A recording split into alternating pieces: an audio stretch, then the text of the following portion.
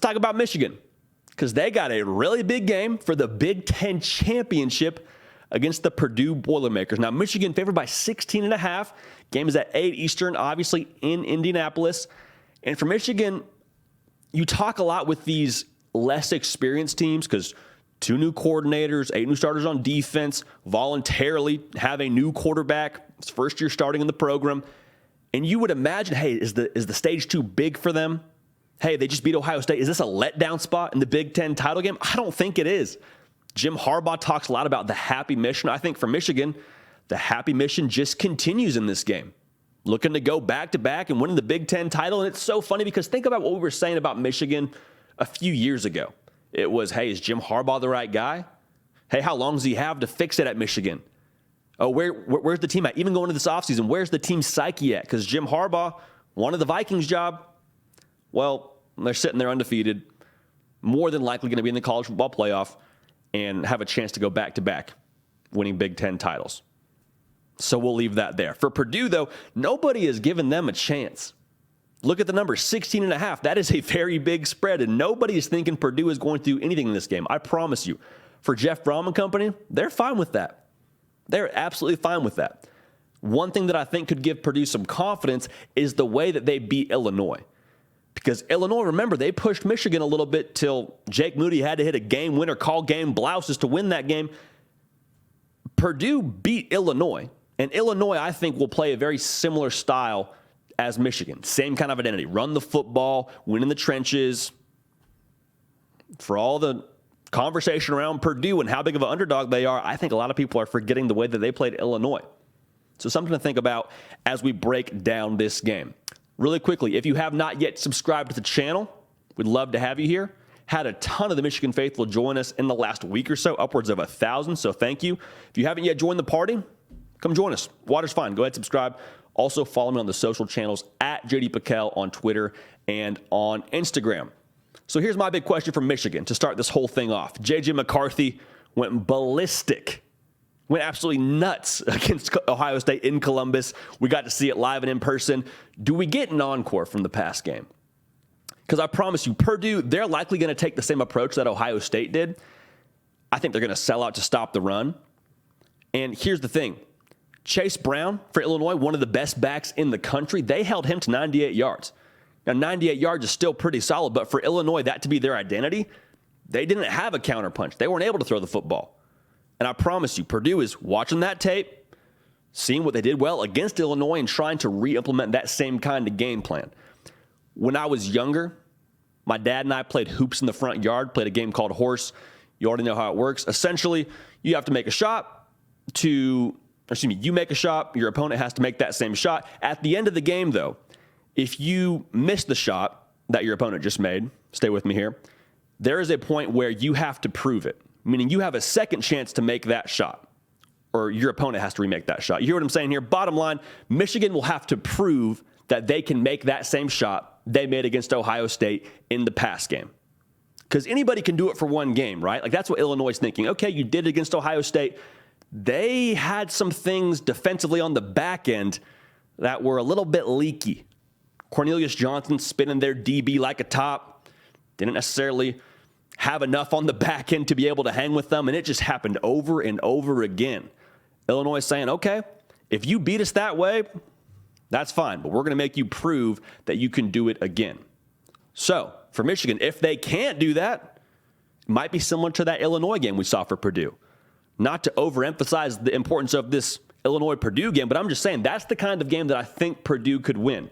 Now, however, if J.J. McCarthy calls their bluff and goes nuts once again, this thing could get very ugly. But to reemphasize the entire point in this, I think it's a horse game. They're going to make Michigan prove that yet again they have the juice in the pass game. Now, it's a dangerous risk, but I think that's one that Purdue has to take. Because if you want to just try and play as balanced as possible, well, Michigan's too good in the run game. That offensive line is too ferocious in the trenches. You hope Blake Corum gets healthy, but if not, Donovan Edwards could go for 2 bills again. Like, that's the kind of game that you would just get absolutely demolished in.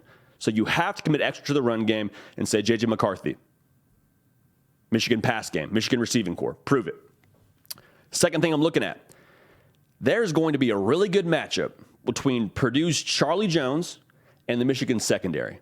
Now, Chucky Jones, he is very much so the identity of this Purdue pass game. Yes, Aiden O'Connell's a dog. They throw the ball 58% of the time, and a lot of them are going to Charlie Jones. 97 receptions on the year, 1,200 yards. When the ball is in the air, it's going to Charlie Jones. And so for Michigan, yes, they won the football game last week. Yes, they held them to like 23 points against Ohio State, a prolific passing offense. But at the exact same time, you look at that stat sheet, Michigan still allowed 2 receivers to go over 100 yards. Like C.J. Stroud still threw for just a hair under 400 yards.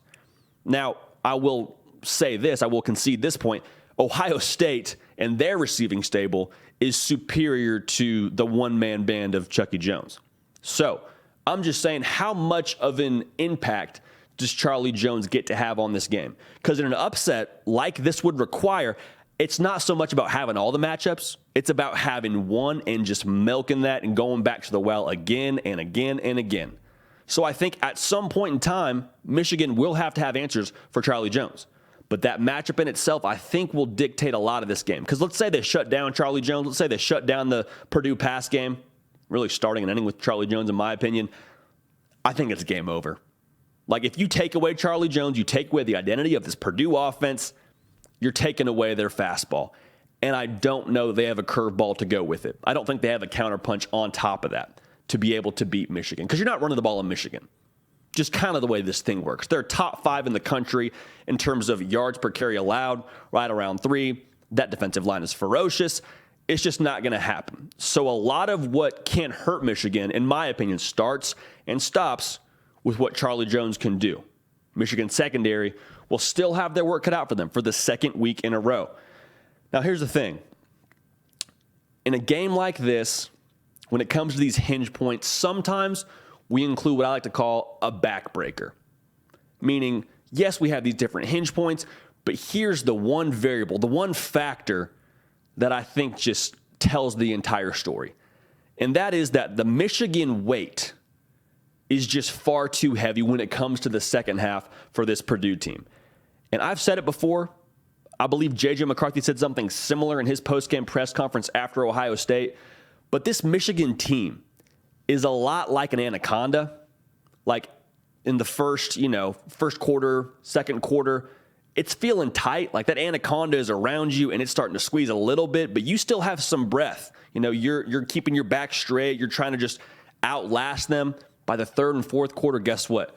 That defense wears on you. The run game wears on you, evidently, as Donovan Edwards went for 2 70-plus yard touchdowns in the second half against Ohio State. Like, that's the kind of game that I think really will hurt Purdue. So looking at the numbers, Michigan allowing 5 points per second half, so less than a touchdown. They're scoring around 21 points per second half.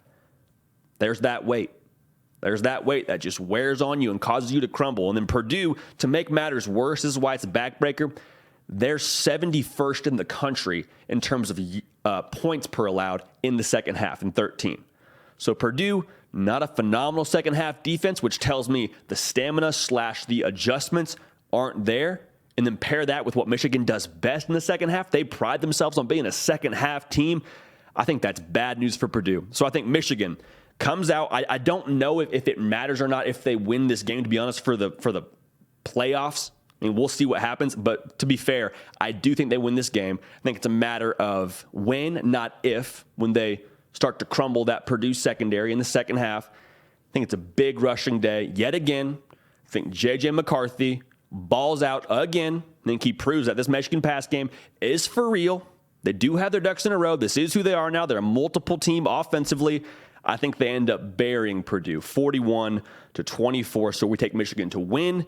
We take the Wolverines to cover. They are your Big Ten champions for the second year in a row.